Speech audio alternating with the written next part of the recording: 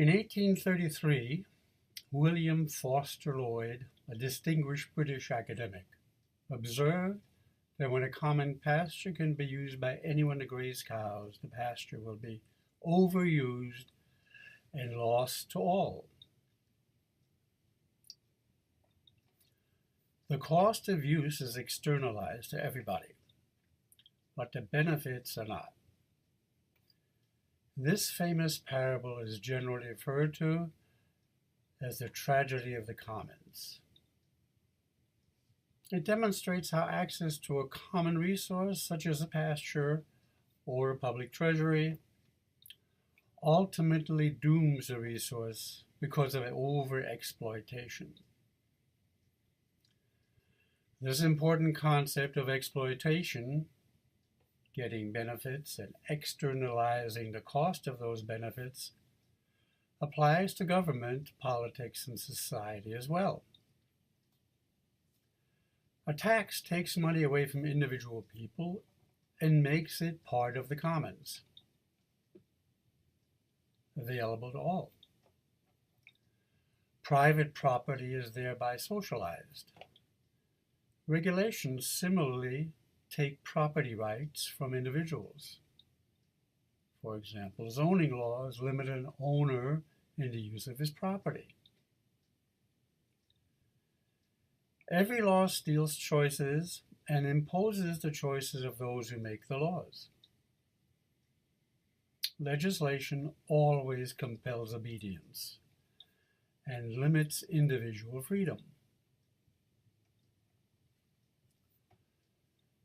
Margaret Thatcher, a former British Prime Minister, explained the tragedy of the commons a little differently. To quote her, "The trouble with socialism is that eventually you run out of other people's money," unquote.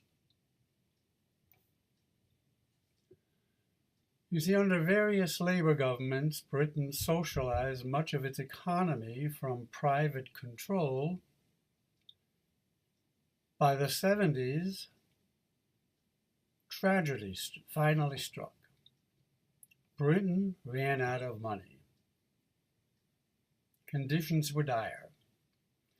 During this time, known as the Winter of Discontent, the Labour Party finally lost appeal for enough voters to let the Conservative Party again govern. Margaret Thatcher was chosen by that party to fix the problems. She began to once again privatize state-owned companies and deregulate the economy.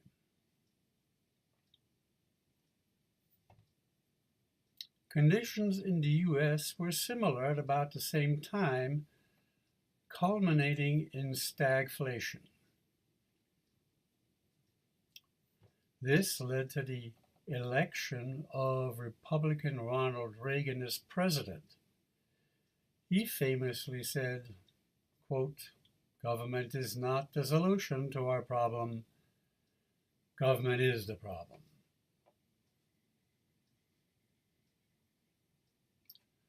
Let me mention one more Brit, Sir John Dalberg Acton, who remarked, quote, "Power tends to corrupt, and absolute power corrupts absolutely. Government power is no exception. We observe corrupt government regularly here in New York State. But New York is also no exception. Government socializes money from we the people into the common treasury and gives it to people who are more politically connected. Legislators essentially buy votes with other people's money.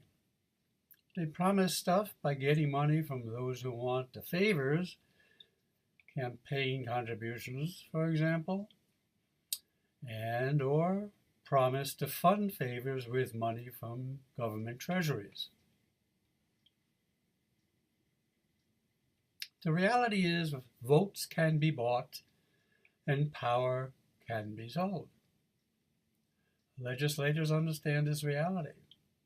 Power corrupts. the greater their power to create rights, dispense privileges, contracts, or favors, the higher the price such officials command. This is the dynamic that drives politics as usual, to grant the demands of some at the expense of others. Voting groups use politics to legislate themselves money and privileges. Frederick Bastiat, the 19th century French classical liberal thinker, also has some prescient advice. Quote, "Government is the great fiction through which everybody endeavors to live at the expense of everybody else." Unquote. And a corollary, quote, "When plunder becomes a way of life for a group of men living together in society, they create for themselves in the course of time a legal system that authorizes it and a moral code that glorifies it." The politics of expanding government creates growing institutional complexity and costs as well. The Upside of Down is a book which describes the process of increasing complexity, adding fixed costs to the system, and the way in which this diminishes returns. More and more labor, capital, and resources must be devoted to maintain system structure. At some point, the yield is negative. Input costs are higher than output. We can see this now with interest rates. Central banks are beginning to impose negative interest rates. This means savers are charged interests for their money instead of getting paid interest for their money. At that point, systems start unraveling, and people simply abandon costly, complex systems because the means to support them are no longer readily available. They begin to become unsustainable.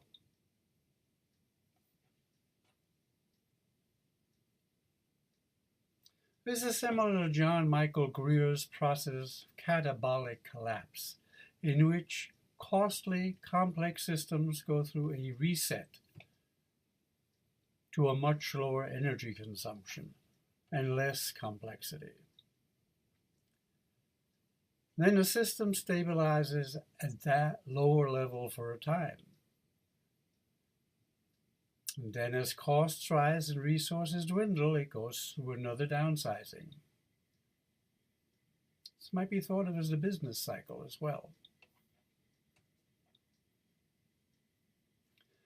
When the treasuries are empty of tax money, borrowing can still balance budgets. So, legislators actually buy votes with tax money to be collected from future generations, from our children and grandchildren. If neither the present or future citizens are able or capable of paying for current promised legislation benefits,